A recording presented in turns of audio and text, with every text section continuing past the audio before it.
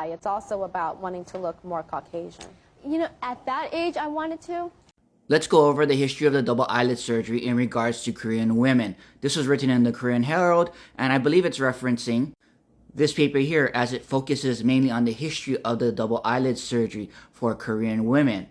I do know that the history for Asian Americans, especially Japanese Americans, might be slightly different due to some people getting the surgery to avoid America's concentration camps.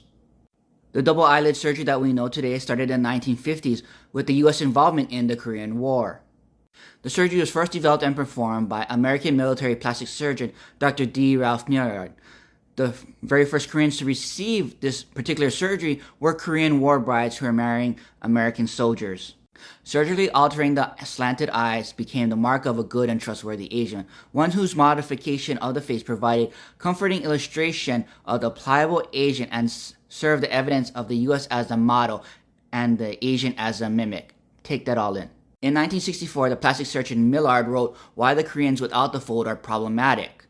The absence of the palatal fold produces a passive expression which seems to epitomize the stoical and unemotional manner of the Oriental. It was a War Brides Act where American soldiers could bring home their Asian wives that continued this problem where Asian women felt that they had the need to de-orientalize themselves and become more American. The fear was that unless properly Americanized, the women would foreignize their husband and children.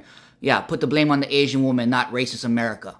By altering their eyes, the Korean brides became less threatening racially, while their passive compliant nature would make them easy to assimilate, showing how much beauty standards are closely related to whiteness.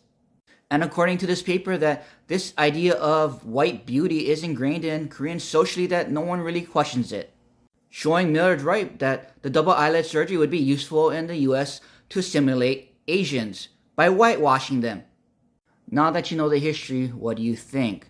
Because I want to fight and address the societal norms and unconscious biases that we have that make us feel inferior.